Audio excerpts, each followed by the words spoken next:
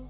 So today we are going to be doing mini twists, and let me tell you the secrets to how I achieve that bouncy looking mini twist. Start pattern, go in with a leave-in conditioner and a hair cream. Make sure you massage them into your hair.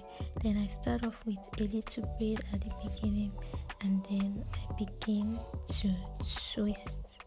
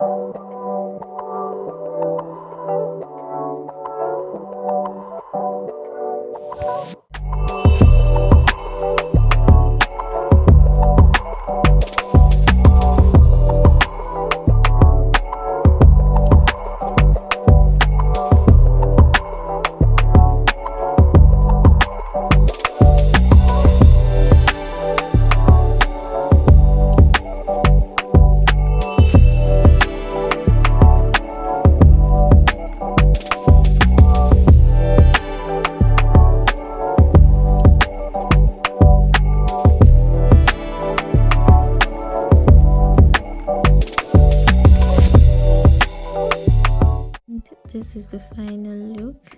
Thank you so much for watching my video. Do not forget to subscribe and follow me on all my different social media platforms. I post every day. Thank you for watching, and bye.